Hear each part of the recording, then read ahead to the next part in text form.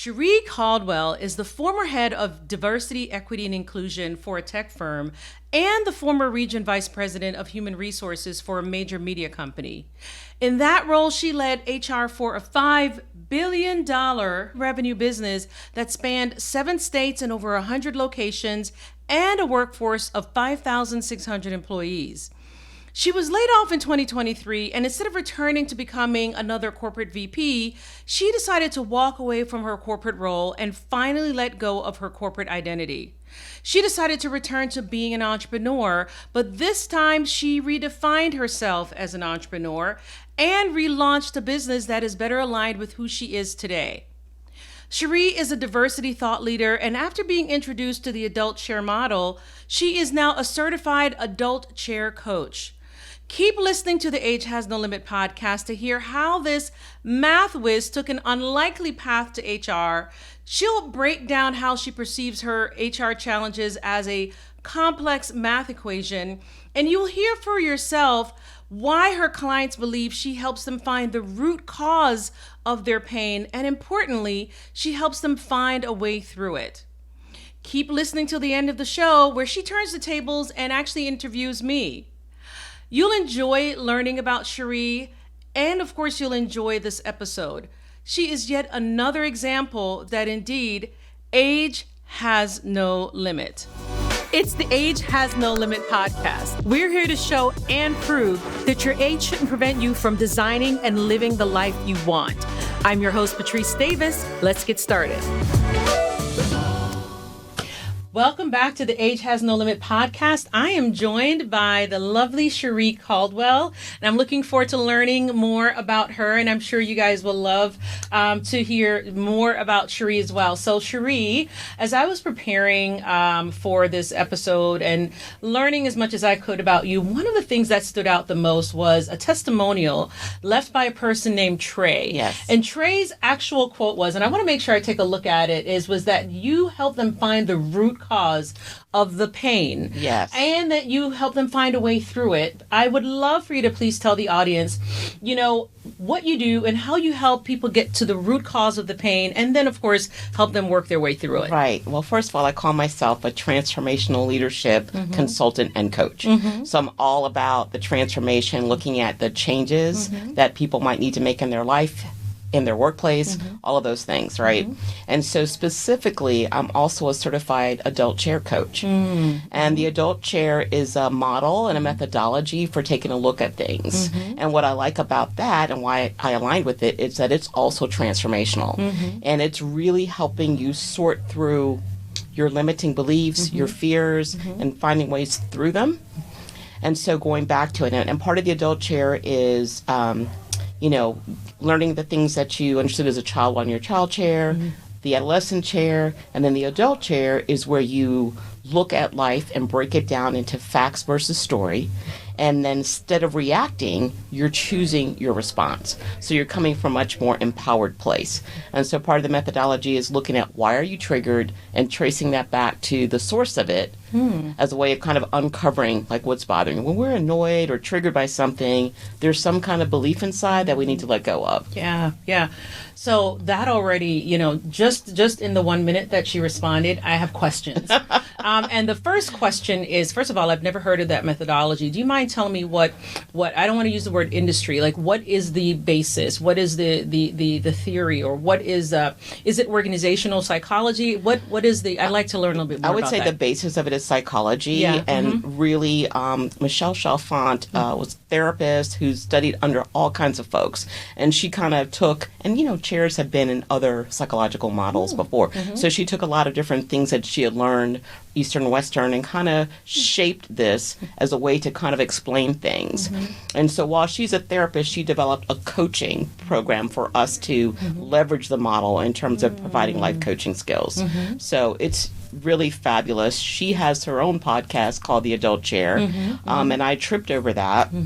And while I was just kind of examining things in my own life, and then I went to a workshop, and then I decided to become a coach because I found the work really aligned with anything I wanted to do around transforming life. So source of inspiration. It absolutely is. You're one of the first people that I think I've met with in a long time who actually had, let's say, a basis, and even probably would say probably the perfect academic and professional background for coaching. Right. I mean, and so, and I think we're all going to learn a little bit more about why I say that. So one of the things I'd like for you to do, of course, is describe why, and I know HR was your profession, right? Why you describe yourself as an HR thought leader, and really what is your unique take? One of the things that I've learned is that when you become a thought leader, you have a unique take on something in an industry. What is your unique take on HR, and and how does that drive your thought leadership? So really funny story. The way I chose my career was through math. Okay. I was outstanding at math. Well, at first I suffered through math. My dad was a math genius. But when it finally clicked, my brain clicked around 6th grade after crying through homework with him a couple times. But it clicked, and I was like, I get this. And so calculus 1, 2, 3, statistics 1 and 2 were a breeze. And that became my unlikely path towards human resources. Because to me, and I guess this is my unique point of view, the issues between a company and its employees and the things that may come up are nothing more than a complex math equation. And it takes something to solve it. And because I don't usually go back to the cut and paste method of, this looks familiar, I'll try this answer, I'm really going through an analysis, sometimes quickly, depending on what it is, sometimes a little bit more thoughtfully, and looking at what are all the factors here. Are government laws at play? Is it the industry at play? Is it the type of role that's at play? And does it need to equal profitability, equal customer satisfaction, equal employee engagement? What are the things on the two sides of the equation?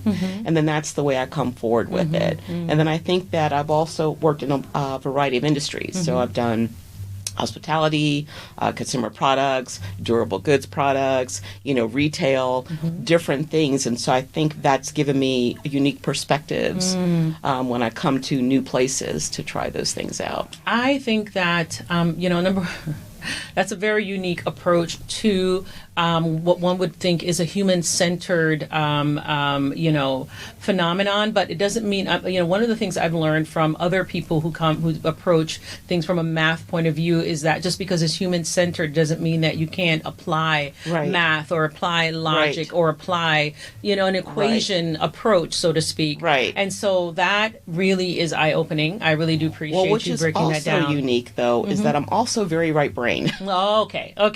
Yes, yeah. So then I have that whole strategic and that whole people side of it. Like, these are the skills. Yeah. And then my essence is, very right-brained. So I think it's that bringing it together.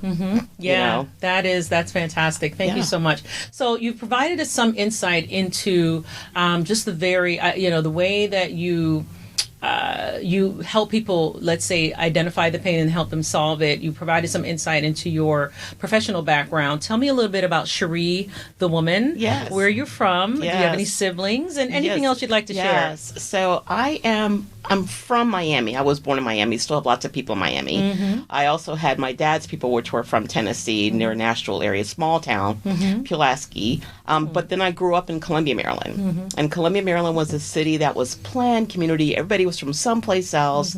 Unique culture, very interracial, very diverse. The mailboxes were on the corner, so you would have to go meet your neighbors, right? Yeah. Real different thing. My mother had been the oldest of 10, so she decided that she was cutting it off at 2. Yeah. She's like, no, this is enough. And so I've had a brother. Unfortunately, as you know, my mom passed last year. My brother passed a couple years ago, and my dad a couple years before him. Oh, so wow. Yes, wow. It's been a journey. Yes, I'm a journey. I'm sure it has been, and I'm sorry to hear. Yeah. I knew about your mom, and of course your brother didn't know that your father also passed. So I'm really But I have 2 boys of my own. One is 18 and is just that's been a whole transformation. Watching boy to man and like seeing that little independent nature come out. And the other one is getting ready to turn 13, but he's still my let's go do Disney buddy or let's go do Universal buddy. And so I like that. That's a lot of fun too. It is. That's a fun age. And especially since, I have a son and I have two daughters. And I have to tell you, yes, the dynamic is so interesting across, I guess the genders, certainly their personality types. So it's a lot of fun kind of figuring out where you can maximize your relationship with each child, And so I do think that's pretty cool. And so, what was it about? I think you mentioned that it was the loss of your mom that spurred you to relaunch your business. So tell me a little bit about that. Yes. And what was it about that loss that made you make that decision? So it actually started before she actually passed away. Mm-hmm. My mom suffered from Alzheimer's. And so the person that she was started slipping away. Mm-hmm. And it was hard to watch. It was hard. And then, of course, it made me go into self-reflection. And I think that's what started it. So a couple of years before she passed away, she had to go into full memory care. And I started just before then when I had to move her here. So I moved her from home in Columbia, Maryland, because her functioning by herself wasn't actually safe anymore, nor her driving, because not that she lost the skill, but the memory about where she was could be the problem, right? So it's an interesting thing watching it happen, because she was still able to be logical and still able to have a sense of humor and still talk and converse, but the framework that she was operating off was different, because she might forget things or miss things. And so when I moved her here, I was just really confronted with my own life. I started reflecting, am I really living full out? I can say that my mom hit her bucket list. She traveled, even after my father died, she found another little widowed buddy, and they would just go places and do things. And so that was a great example. And so me thinking, am I really living full out? Am I living my best life? Am I doing all the things I really want to do? And I think that led me to do the self-reflection and start looking at what was holding me back. What were my own limiting beliefs? And that led me to the Adult Chair podcast and other podcasts, exploring things with others and really saying, you know what? I'm ready to do something different. And around that time, I left one of my companies, and I had a coach and talked about the whole do your own business thing. So that's how I was really ready to do that. And then the pandemic hit, right? And now I went into full-time memory care. And I thought, I lost kind of momentum. So I thought, safe choice, go back to corporate America. And I did that for 2 years, and I found myself at another crossroads. I'm like, you know what? It's time. It's really time to do this. And I remember talking to Michelle Chalfant once. I did a coaching session with her, and she's like, it's just time for Act 2. And that's what I started calling it. It's okay, I'm in the intermission session during the pandemic, but we're going back to Act 2 as soon as possible, Yeah, that is... So there's a lot of thoughts that I have about that. Number one, it reminds me that there's almost everyone that I've met with as a result of this podcast, and of course my own experience, there's always something that makes you realize that it's time for you to, pursue Act 2. And I really like that. And so I'm glad you're able to pinpoint exactly what it was and how your mom was a great example. And, it just makes me wonder. I mean, just hearing that she traveled quite a bit, that she found her other widower, her widow friend, and they went ahead and traveled. I love to hear that. So she lived a full life, it sounds like, and she's still inspiring you, and that's wonderful. So another thing I wanted to point out that I didn't mention earlier is that I actually used to live in Maryland. Wow. I used to live in Maryland. I know Columbia well. I've been on the lake. I've done the whole... So I used to live in Maryland. I used to live in the DMV area, in Baltimore for many, many years. So I definitely understand. The old neighborhoods. And I did not know that it was a community that way. So see, you learn. You learn something new every day. And it's different every time. I don't know if the last time you went back home. I went to. I go up there at least once a year. I have a brother that lives there. Okay, very good. And I still like it. I still like Columbia life. It's grown so much. It has. It's a very cozy feel to it. It does. Yeah. So, but this is good. So, the different ways that you find, and connect with people. I know. So, what would you say? And actually, this is actually very similar to the last question. So, what would you say though? You just described everything that you experienced. Would you say that you have intentionally redesigned your life? Yes, you decided to I guess, implement Act Two. Right. How much of that was, intentional, right? Right. I would love to learn a little bit more about that. So, just like a lot of other people, anytime I'd find myself between jobs, I would consult, and I might pick up a project or two. But I didn't really intend to be in business for myself. I was really looking for my next role. Yeah. And I would say in 2018, I really, really thought about it. I mean, I created an LLC. I started to rebrand, from just Caldwell Consulting, which was my, fill in the gap between jobs role. And I think because I went back to a corporate role as the head of DE&I for a company, I stalled. I did stall. Yeah. I still wanted to do that. And then when I hit the crossroads here, I went through a real reckoning of letting go of my corporate identity. Yes. And so I would say that's where the intentional part came in. There was a lot before then of the letting go of limiting beliefs and doing the work of the adult chair and like really doing the soul searching and reflecting on my mom's life. But letting go of that identity was huge. Yeah. Because I had been a success in lots of ways for a long time. I worked for a lot of Fortune 50 companies. I had, huge roles and responsibilities. My last HR role was for like a region in a big company that the region itself was like $5 billion in sales, over 1 million customers, 200 locations across 7 states. This is like more than some CHROs. Yeah, yeah. But I was just a VP. Yeah. You know what I mean? Yeah. So it's like, so it took real thought to kind of go, okay, no, this is what I'm going to do. And let's look at it as doing my own company, but having it my own identity and doing it my own way. Yeah. Yeah, there was another person that I met with, and she was talking about how one has to humble themselves when they decide to become an entrepreneur, especially when, and this was her particular experience. It may not be yours, but just the idea of knowing that you come from a comfortable six, in some instances, high 6 figure, sometimes even 7-figure position, and then having to redefine who you are because you're no longer, so-and-so the VP or the chief HRO, as you mentioned, some other folks are, and becoming that entrepreneur trying to figure it all out. Exactly. It's very humbling. Because one of the points that she made is that you and another person made is that you were in a company, there's a template made for you. Yes. But when you were on your own, right, and you come from being this position to figuring it out on your own, it can be humbling. It is. So I don't know if humility is the word that you would use in terms of that transition you had to make from corporate to becoming an entrepreneur, but that is definitely the word that I've heard used, and certainly one of the words that I use as well. Right. So I joke around with people. It's like stepping into the unknown. Yeah. So I'd say humility is a good word, but it's like really understanding that there's a whole newness here and a blank, and you don't know what to do. Yeah.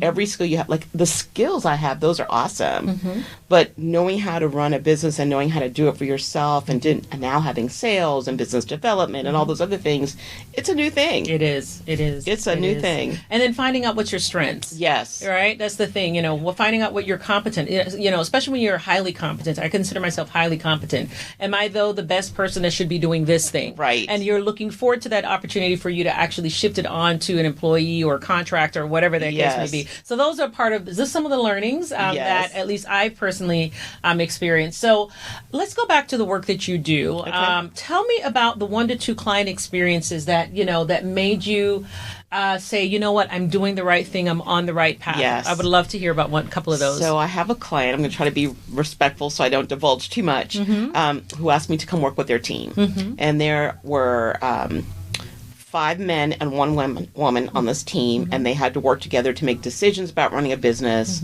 and around the leadership of the business and around other things where they might have to invest capital and do some things along those lines. And to be fair, I'll just say they put the fun in dysfunction. Oh, okay. Okay.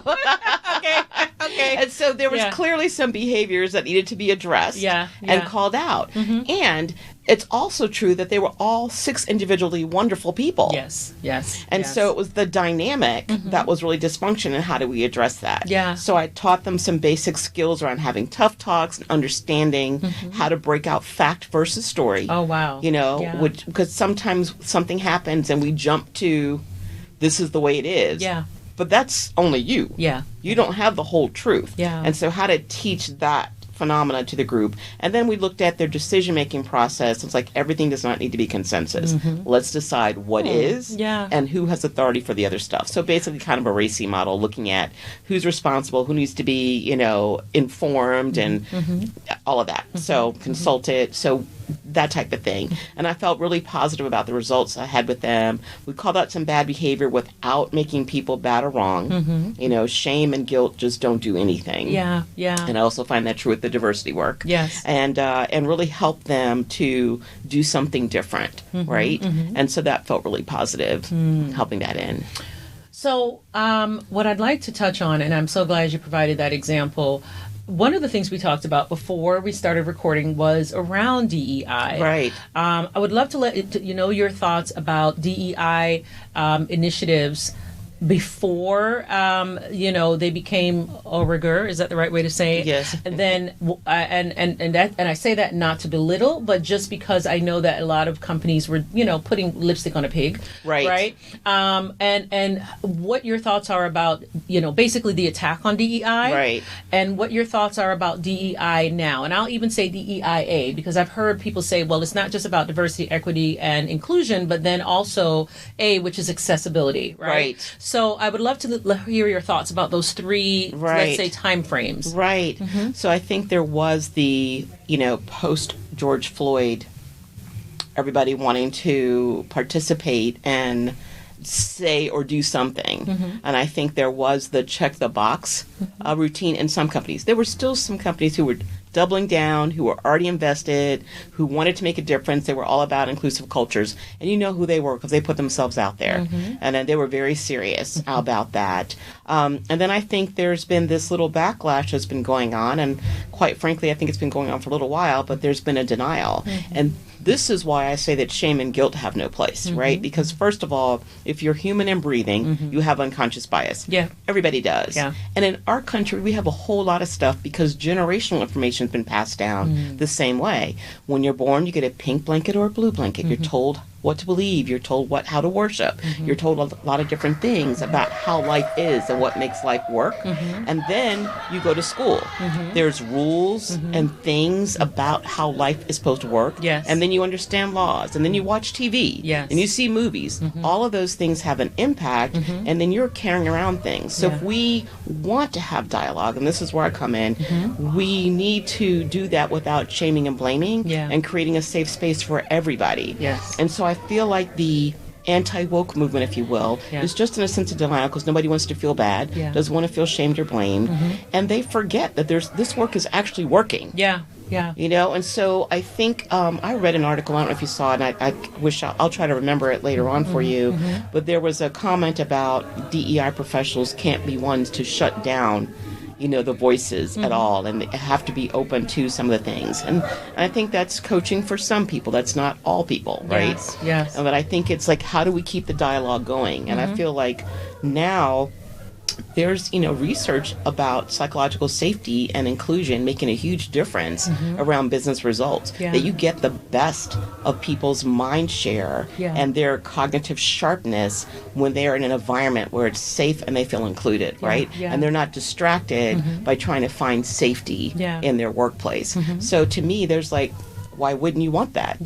Why wouldn't you want your team to be fired up, running on all cylinders, and giving you the best of their brain power when they're at work? Excellent. Yeah. So one of the things that I'm glad you brought that up, because we did talk about that briefly before we started recording, and I thought that was just so interesting and intriguing, because I think one of the things I said to you was that is so true, because if you're in an environment, a work environment, and you are either feeling not valued as much as some of the other people are, number two, you feel like you kind of have to look over your shoulder, or something else, or you have to put on a mask. You can't be your full self. Right. You're not giving 100% to the organization, because your thoughts are being, your focus, your the things that you can accomplish for the organization are being, I would say, interrupted by feeling, slightly paranoid. Exactly. Exactly. And so that's a very, very interesting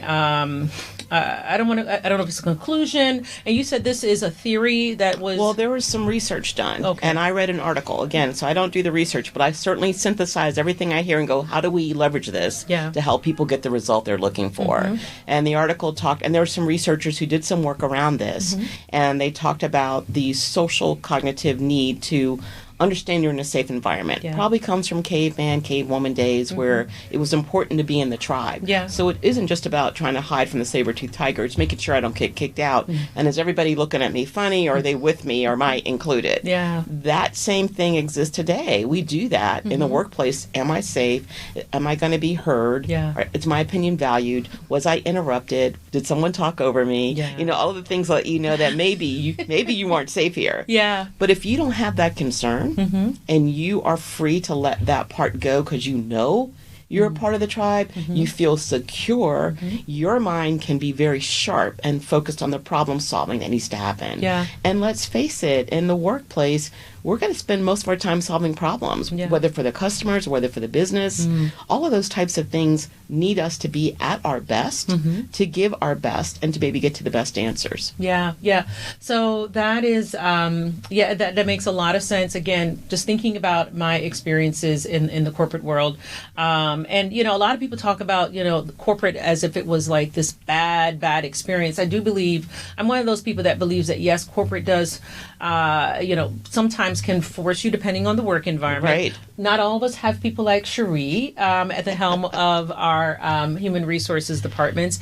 But in those instances where you feel like you have to hide a part of yourself, that's the only thing I can say. You know, there are a few other issues, of course, the politics about corporate environments, but those kinds of politics, I think, happen in almost every environment. So it's not just corporate. But I also do believe that corporate teaches you a lot of things that I think I've been able to take into my own business. And I think we don't talk enough about that, how some of the accountability, some of the things that drive us to be excellent at our work in corporate is, I believe, part and parcel of why I've been able to make, have some of the successes that I've had in my business. I agree. So now, what are any of the other mindset or, mindset shifts you had to make when you decided to shift from employee to entrepreneur? Anything else other than some of the details you shared earlier? In addition to corporate identity, I was looking at myself as a Black woman in America in general, and letting go of limiting beliefs that may have been passed down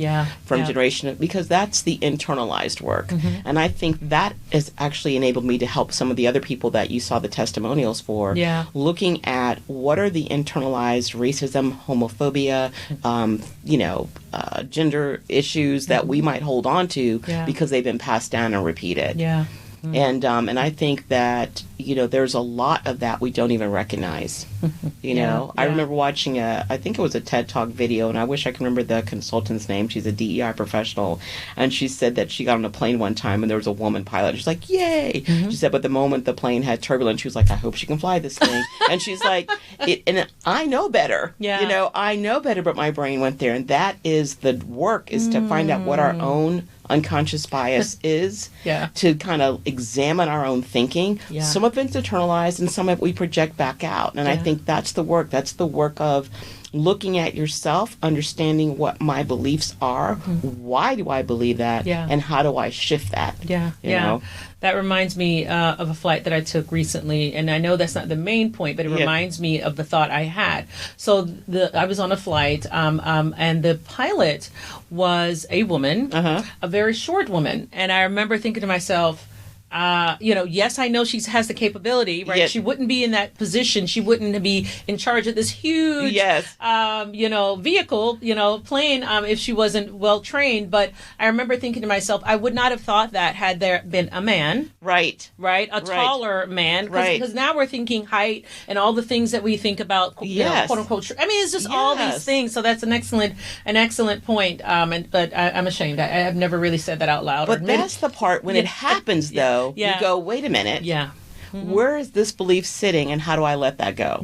Yeah. How do I let that go? I watched another person do a TED Talk. Obviously, I love these. Yes. And she did, and I used this in a diversity class I was teaching recently, right? And she says, close your eyes and do this visualization. She goes, oh my gosh, you're late. You're running for your flight. You're just going to make it. The pilot's there. He welcomes you on. You get to your seat. You sit down. You get to your destination. You go out to dinner, and there's a couple celebrating their wedding anniversary, and you just to kind of acknowledge them. Yeah. And then you go the next morning to this great conference where there's the tech CEO of the year is on stage talking. Yeah. And what are you thinking? So she says, come back.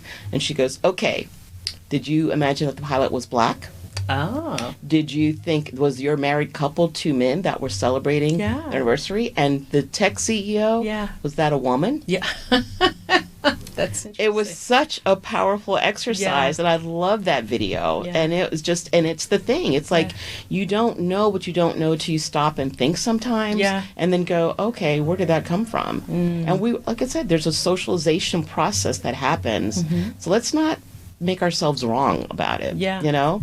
Let's just learn. So my question for you, and I asked this question, and I decided to lay this out as one of the questions because it's on my to read list. Yes. So have you read the book I'm Not Yelling? I think the full name of the book is I'm Not Yelling: A Black Woman's Guide to Navigating the Workplace. I have not, but the moment I hear about a good book, I download a sample on my Kindle. So I definitely have that one. What I just recently read was A Renaissance of Our Own by Rachel Caldwell. I did, and I read some of these because I was going to a conference where she was going to be a speaker, and I also read, I'll tell you, Food for the Soul, a Tabitha Brown book. And I read Farnoosh's book. So I did a lot of reading before I went there. Feeding the Soul by Tabitha Brown, A Healthy State of Panic by Farnoosh Torabi, We Should All Be Millionaires by Rachel Rogers, and A Renaissance of Our Own. And then what's on my reading list right now are All the Black Girls Are Activists by Ebony Janis. Your First Million by Arlen Hamilton. Wow. There we go. So I start reading a book and see which one. I'll read 2 at a time and see which one pulls me the most. So I'm only on page 2 in both of those books. But I have downloaded I'm Not Yelling, and I'm also looking at The Psychology of Money. Okay. I am a big reader. Yes, that's good. And I'm glad. So what I like that she came ready with the books, right? So actually that was going to be one of my questions. What books you recommend? So she's very, very prepared. Thank you so much.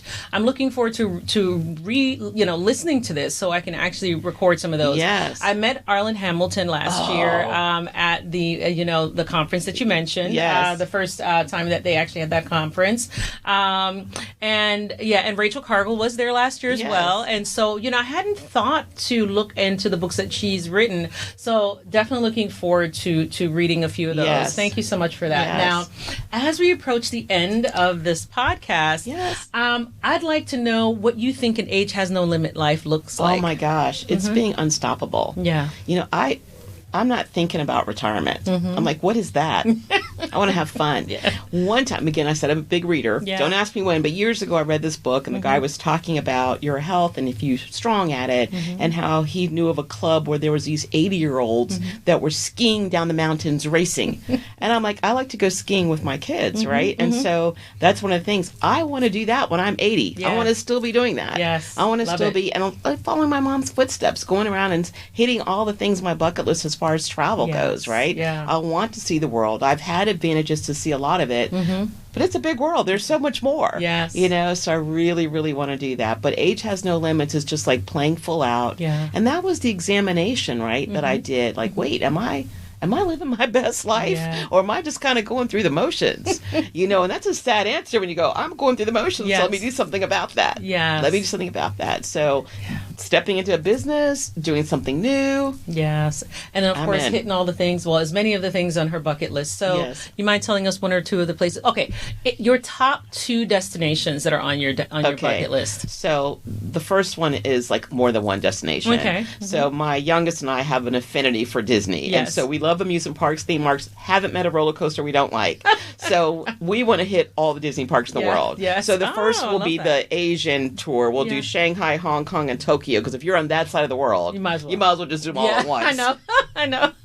Then there's Paris and California. Yeah. Now, we've done Orlando a zillion times. Yes. We live close to Orlando, as you know. Yeah. So we'll do Paris and California. Those are the big ones. But I like seeing things. I haven't seen the pyramids yet. My parents did that. I haven't seen the Sydney Opera House or, Beautiful. run into the outback of Australia. I don't know if I really want to do outback. I don't really like roughing it. Oh, really? But I do no. But even to see it, it's so beautiful. Right, Oh, that my God. part. Yes, right. yes. And then just getting kind of what are the Aborigines doing and what is that lifestyle like, and like educating myself on that. Yes. And then there's all kinds of cool monuments down on the South American part. Yes. Machu Picchu. Yes, that's exactly the one that's coming to mind. Yeah. And all of those things. So I want to see the Northern Lights. Oh, well, yeah. Now, I have to get ready because it's super cold wherever you go to go see them. So I got to sort that part out. Yeah. But that's another thing, too. Just kind of enjoying that. And maybe going to Alaska and walking on a glacier. I've had friends do that. And I'm like, I'm in. Okay. I want to try it. So I know that's more than two. Yeah. And the list still goes on. I have to think about what else I want to do. But yes. Two of those things scare the life out of me. So I used to be that girl that loved all the roller coasters. Yes. And I always tell the story that when my son was 12, I took him and a few of his friends to a local theme park, and I don't know what it is. I don't know if it was because I'm a mom, and so I'm always thinking about what could go. Oh yes, yeah. And then that was bottom line is that was the last time I was on a roller coaster, the ones that turn you upside down and flip you. Yeah. Oh so yeah. My hats off to you. My hats off to you for still. You would doing not those. have wanted to go on the Universal roller coaster we went to. There's one that turns you upside down and goes over. I think it's a Velocicoaster. Okay. You can catch a YouTube video of it. That might be as close as you want to get, but it was fun. That's probably going to be as close as I get. But no. But I think your bucket list is fantastic, and I'm sure you'll be able to actually hit as many of them as you'd like. Yeah. And change it if you'd like. You can always take things off, put it back on, however you want to do it. This is truly your act 2. Yes. And I'm so glad that despite the losses, that you are moving forward. Yes, and thank you. And I'm again thankful that Cherie decided to spend some time with us and tell us about her no limit life. So I hope she's been yet another example that we've had a chance to present and share with you as people who've decided to live their lives to the fullest, and whatever it is that triggers that decision, they've taken action on that decision and are actually living that life. Let's keep the recording on and see if you want to throw any of this in. So Okay. tell me about your age has no limit. Oh, because I want to get to know you too. Oh, cool. So, what my age has no limit life? Well, I would say my age has no limit life is living a life without feeling confined. Ooh, yes. A life where I don't feel like I have to conform. I've always defined myself as a nonconformist. I like that. And but I realized I became very much of a conformist when I had to go to work and turn myself into someone else. I felt like very much like a conformist when I felt like I couldn't be my big, full, animated self as a mom for 18 years. Right. I felt like, yes, they could see me as a fun mom, but I was also the let's get it done mom, the structure mom, the mom that had to shuttle them from here and there. And so I felt like a lot of my personality was kind of restricted and, and stuffed into a box. And one of the things I always describe, even my very first podcast episode, was feeling like I was in an unboxing process. Ooh, yes. I'm coming out of the box little by little. The divorce, I was married to a good person, but not the right person for me. He was very, very rigid, and I became very rigid as a result. Right. So that's what I mean by not continuing to conform. Yes. That really, I'm a big personality, and I think I've just kind of... Yes. I'm from the Caribbean, and I'm specifically from Jamaica, and I feel like the word that we use is small up yourself. Ooh. So I had to small up myself for a number of years. And I love that word. I totally get that. Yeah.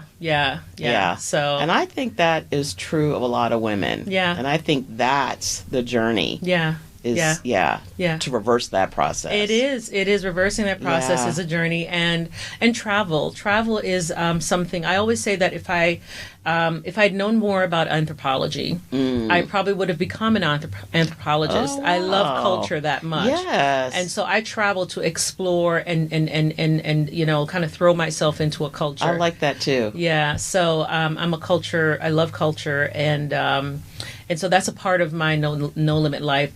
Doing this podcast from every location where I can is a part of my no limit life.